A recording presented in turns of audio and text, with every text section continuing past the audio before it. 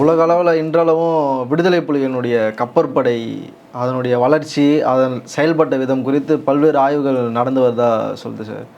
இந்த சூசை அவர்களும் ஒரு நேர்காணலில் என்ன சொல்லியிருக்காருன்னா, தலைவர் அவர்கள் வந்து சோழர் படையை பார்த்து தான் இந்த படையை கட்டணும்னு அவர் நினைச்சாரு. இப்போ இந்த அளவுக்கு சோழர்கள் மேலே அவருக்கு ஈர்ப்பு இருக்கிறதுக்கு என்ன சார் காரணம்? சோழப்படை தான் நீங்கள் உலகத்தையே வென்றிருக்கான்.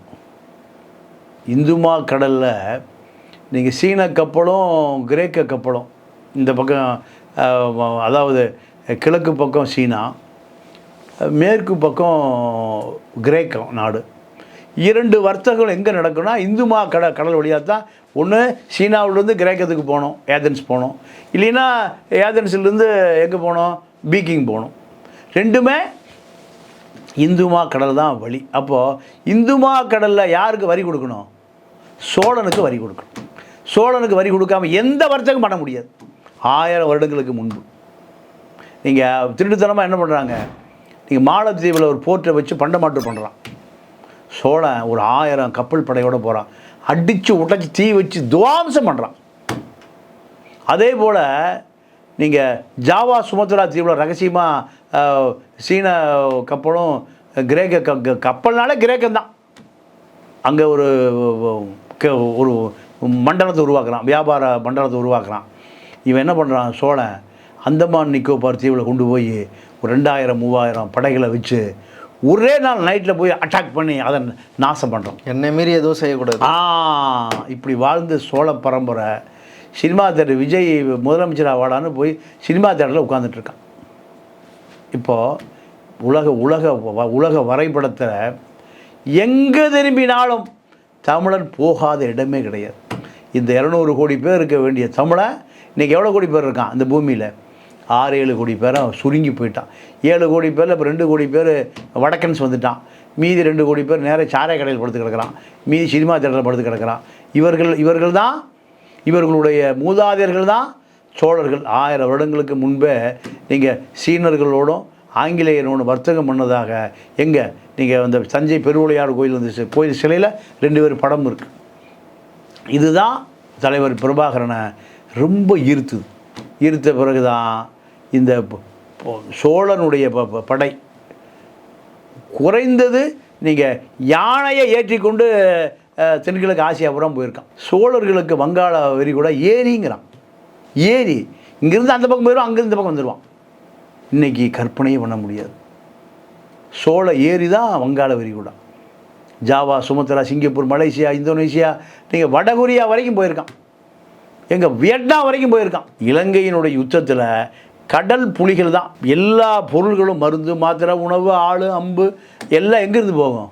தமிழ்நாட்டிலேருந்து தான் போகும். இது தமிழ்நாட்டிலேருந்து தான் நீங்கள் இலங்கைக்கு போய் சேரும். அப்போது இதை யார் செய்வா? கடல் படை தான். சூசையினுடைய கடல் படை தான் இதையும் இங்கே, அதாவது மாத்திரை, மருந்து, உணவு, ஆயுதம், உடை, பெட்ரோல், டீசல், அங்கே மோட்டாருக்கு ஓட்டுறது, மோட்டார் சைக்கிள் ஓட்டுறது, போட்டுக்கு ஓட்டுறது எல்லாம் எங்கேருந்து போகும்? இந்தியாவில் கடுமையான பாதுகாப்பு, கடலில் கண்காணிப்பு, ஹெலிகாப்டரில் பாதுகாப்பு, கோஸ்ட்கார்டு, அதாவது நீங்கள் கடலோர காவல் படை, அவன் பாதுகாப்பு. இதை தாண்டி அங்கே போனால் அங்கே என்ன? அங்கே யார்? இலங்கை கடற்படை பாதுகாப்பு, இராணுவம். இத்தனைய கடலில் மண்ணை தூக்கிட்டு போகிறது யார்? சூசையினுடைய கடல் படை தான். எனக்கு இப்போ ஒரு தம்பி இங்கே இருக்கான், அந்த புலிகளோட போய் போராடிய கிச்சா, கிருஷ்ணசாமி என்ற கிச்சா. நீங்கள் அப்போ தான் சொன்னாப்புல, புலிகளோடு இணைந்து கொள்வதற்கு போட்டில் ஏறி போகிறார். போட்டில் வந்து அவன் போட்டு எங்கே புறப்படுனா கோடியக்கரையில் புறப்படுது. கோடியக்கரையில் போட்டு புறப்பட்டு போகுது.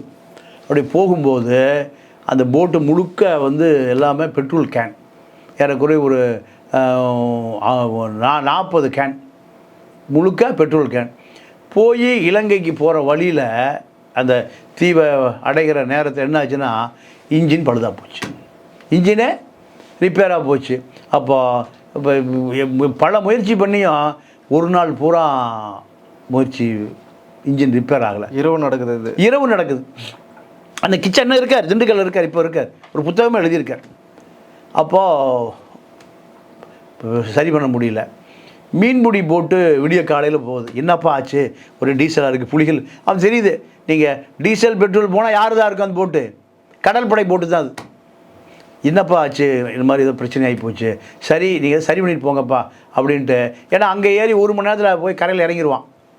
இந்திய கரையில் ராத்திரி 1 மணிக்கு புறப்பட்டா இலங்கை கரையில் 2 மணி 3 மணிக்கு இறங்கிடுவான். அப்போ அவனுக்கு சாப்பாடை இங்கே சாப்பிட்டா அங்கே காலையில் சாப்பிட அங்கே போயிடுவான். நைட்டு பூரா இருந்து காலையில் இருந்து மத்தியானம் வெயிலில் போட்டு இப்படியே ஆடி கீடி இப்படியே ஒதுங்குது. மீன்பிடி போட்டு தூத்துக்குடிச்சு அந்த மீன்பிடி போட்டு போச்சான். போய் அப்பா நீங்கள் உசுரோடு இருக்கிறதே பெரிய விஷயம். இலங்கை கவர்மெண்ட் பார்த்தான்னா ஒரு குண்டா போட்டாங்கன்னா என்ன ஆகும், பெட்ரோலு எரிஞ்சிடும். பாவிகளா என்னடா அடுத்த தடவை இதாங்க எங்களுக்கு சாப்பாடு ஏதோ ரொட்டி கிட்டி பான்கின்னு ஏதோ கொடுத்துட்டு வாழைப்பழத்தை கொடுத்துட்டு அவன் போயிட்டான். இது கிச்சான் சொன்னார்னா இருக்கார். அப்போது மறுபடியும் போட்ட சரிகிரி பண்ணி மத்தியானம் வரைக்கும் சரியாகலை, சாயங்காலம் வரைக்கும் சரியாகலை, இருட்டிருச்சு. இருட்டின பிறகு அவங்க முடிவு பண்ணிட்டாங்க இந்த போட்டு கடலை முங்கிருச்சுன்னு.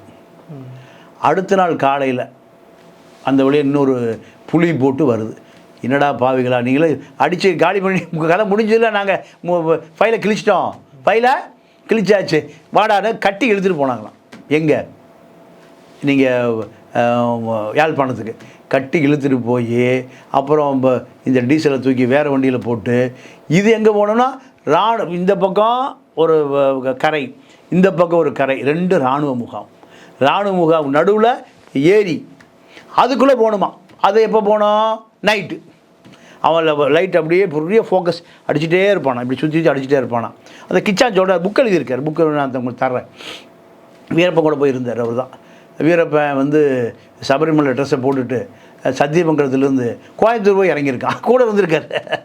அப்போ கிச்சான் சொன்னார், மறுபடியும் நாங்கள் அந்த 2 பகுதிக்குள்ளே இரவில் கிராஸ் பண்ணி போய்த்தான் எங்களுடைய பாதுகாப்பு வளையம், புலிகளுடைய பாதுகாப்பு வளையத்துக்குள்ளே போய் சேர்ந்தார். அப்போது இந்த கடற்படை புலி யார், நீங்கள் சூசைனுடைய படை ஒவ்வொருவனும் ஒவ்வொரு எடுக்கிறான், ரிவெஞ்ச் எடுக்கிறான்.